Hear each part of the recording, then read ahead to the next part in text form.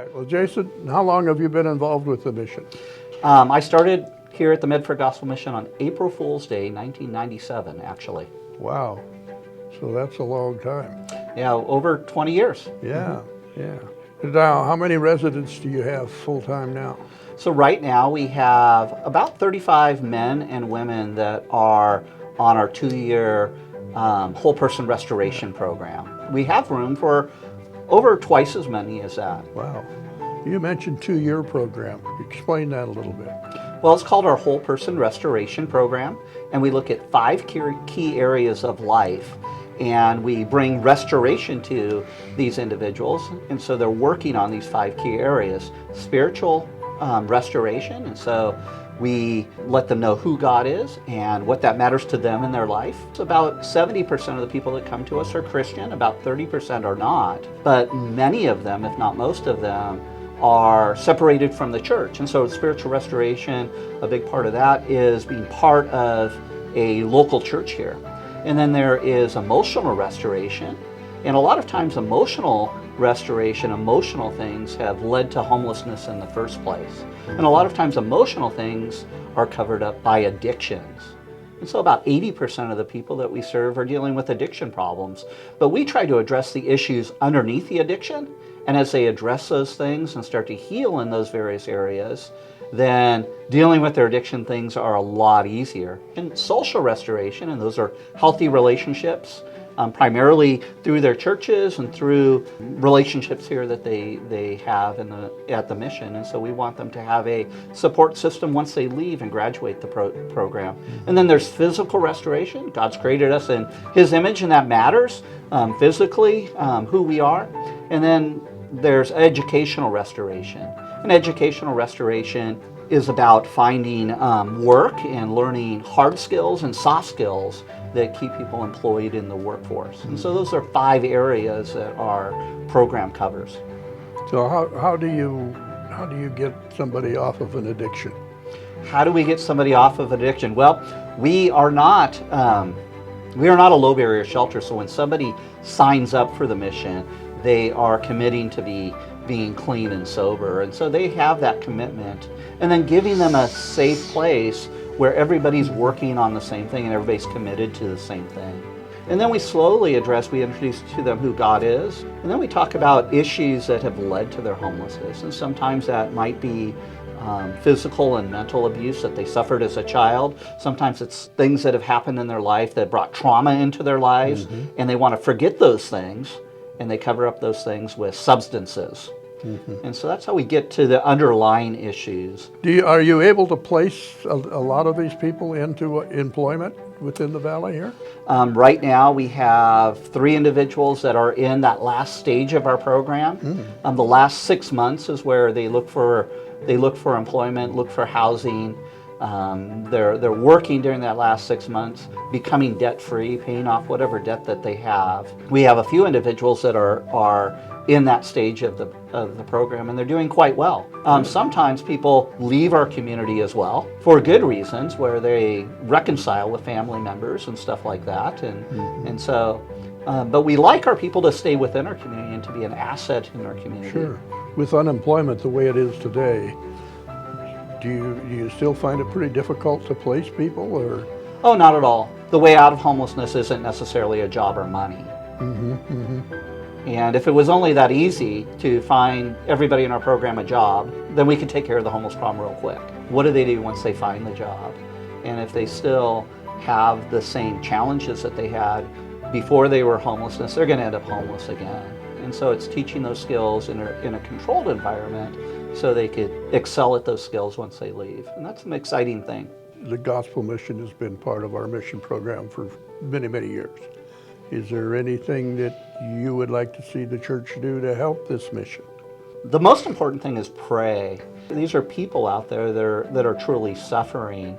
Pray for them. Pray that they are ready to make some changes in their life. Pray for them and pray for us.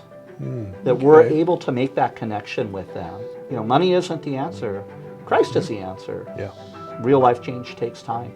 And so pray for them and pray for us.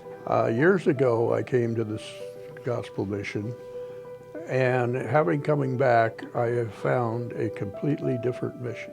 And when Leanne led me around, I'm like, wow, this is something. I want to see all of the improvements that you've done. So can we take a little tour and see what you've got? Sure. Well, Jason, what have we got here? Well, this is our coffee bar. And as I was speaking before about workforce development, that educational piece of our whole person restoration program, we want to teach people hard skills that they could use in the workforce. And we're really excited because we're getting ready to start our barista program.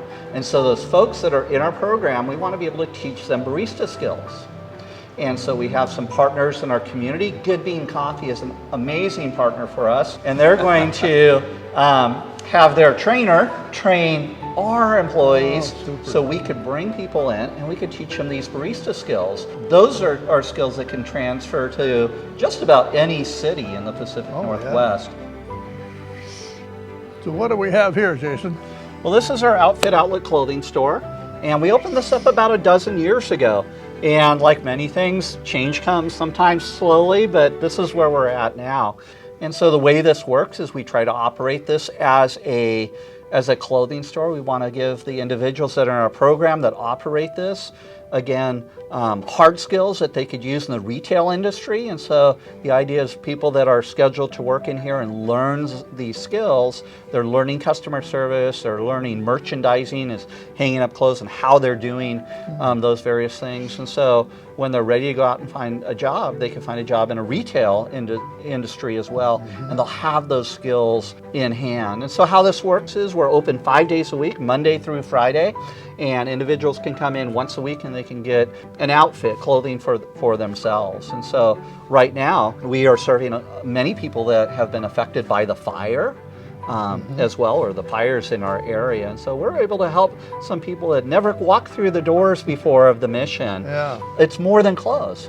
It's making those contacts within the community with individuals that have a particular need.